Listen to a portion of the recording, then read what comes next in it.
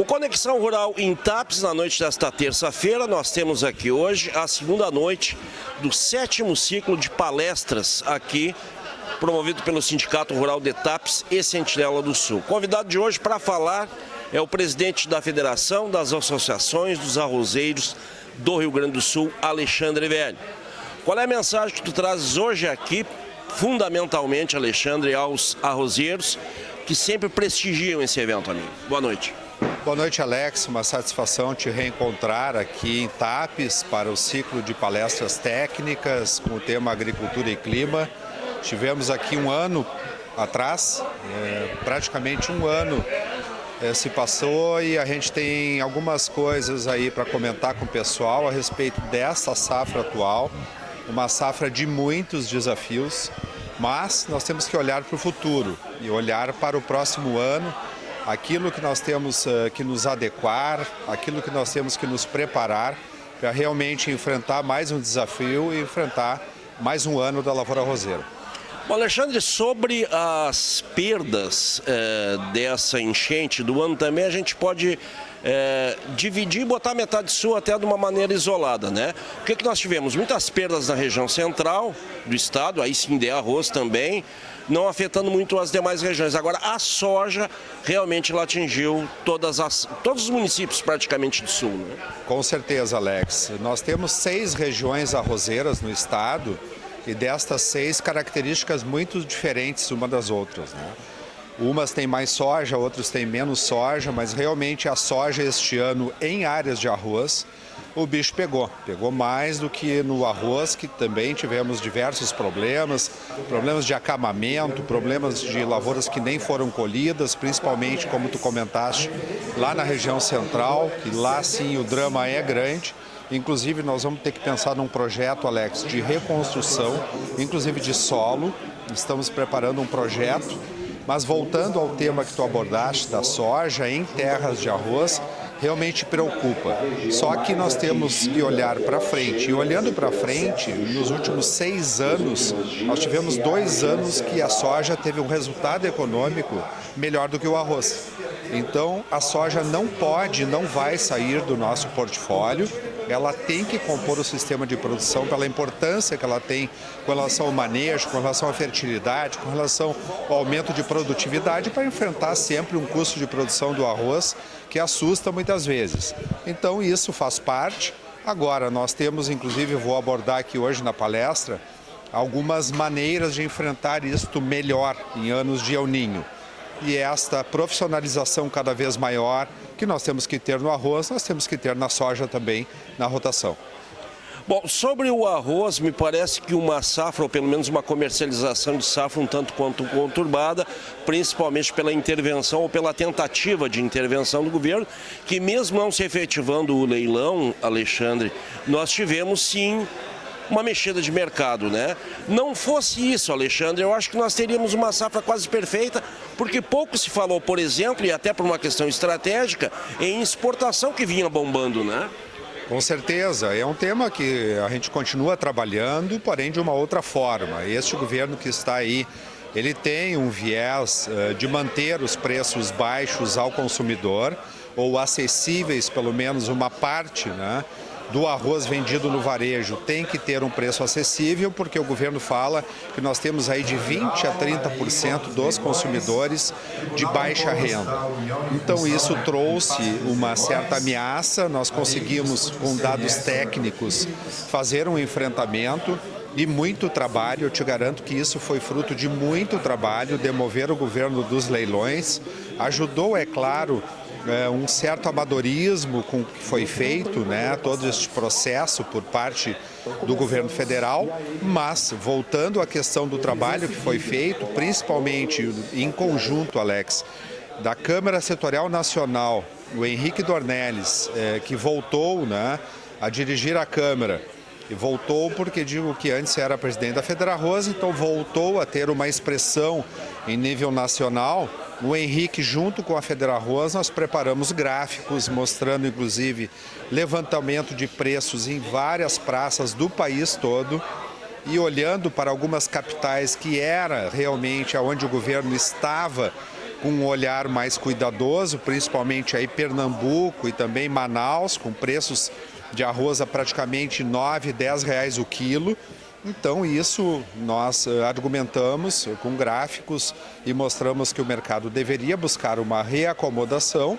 Isso aconteceu, já existe hoje arroz por menos de R$ 5 o quilo para vender, e isso também é um recado aqui hoje, né? Até quanto o arroz pode subir sem que o governo tenha novamente um olhar aí de intervenção. Então o produtor tem que ter consciência que este preço hoje ele paga o custo e sobra alguma coisa, então nós temos que fazer essa conta e realizar e não ficar pensando em preços muito altos, porque isso pode trazer um reflexo não só no tamanho da área para o ano que vem, que já me preocupa, mas também com relação ao preço de hoje satisfatório, digamos assim, e ao que pode ocorrer se o preço subir muito. Pois é, a julgar por esse movimento do governo, a julgar pela soja que não foi bem, tanto em produtividade, principalmente produção, né, quanto preços também, que não estava lá essas coisas. O que pode influenciar isso aí na cabeça do produtor em relação à próxima área a ser plantada, que está logo ali, né? Já está, né? Com certeza, mas tem um fator que eu tenho comentado, Alex, que é a situação que a região central viveu e que outras regiões de produtores, inclusive aqui da Zona Sul e da planície costeira interna, tiveram de problemas com relação à soja. A soja não colhida vai tirar parte do resultado do arroz. Então o recurso financeiro esse ano ele vai encurtar. As instituições financeiras estão cada vez mais exigentes neste processo de financiar a lavoura de arroz e de soja. A questão do seguro está difícil também, a subvenção não subiu nos níveis que nós precisávamos. Então isso tudo é um entrave, isso tudo vai dificultar e pode trazer um freio sim no tamanho da área.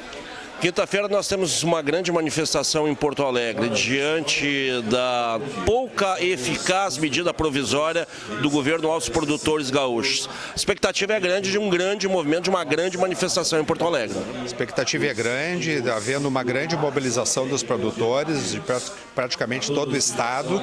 E o que eu tenho dito é que este movimento, Alex, ele é legítimo e ele deve continuar como está até aqui, ou seja, ordeiro, organizado, respeitoso, e ele é extremamente necessário para que as instituições, principalmente Farsul, FETAG, junto com a Federarroz, a gente possa então sentar na mesa de negociação com o governo e exigir pelo menos uma adequação ou uma nova MP, que eu penso que é o correto, porque eu não tenho como alterar alguns detalhes desta MP que está aí, que tem muitos entraves e que não facilita em nada o acesso dos produtores e a manutenção destes produtores dentro do sistema financeiro. Em seguida tem Expo Inter, temos uma programação bastante forte do arroz. Eu gostaria que tu falasse um pouquinho pela Federarroz, o que vai ser abordado, o que vai ser promovido lá em Esteio. Uma grande programação esse ano, nós estamos já com um painel fechado dentro da RBS na segunda-feira à tarde. Painel importante junto com a indústria que estará conosco, o Sindarroz estará, a Abiarroz estará conosco e o Sindapel também de Pelotas, junto com a Federarroz neste painel. Nós vamos abordar diversos temas como mercado, enfim, exportação, custo de produção, tudo que traz junto aí nesse pacote do arroz. No outro dia, na terça-feira, o lançamento novamente da abertura da colheita lá no Senar. O Senar continua no próximo ano grande parceiro da Federarroz nesta grande abertura da colheita que se organiza e que se realizará mais uma vez em Pelotas.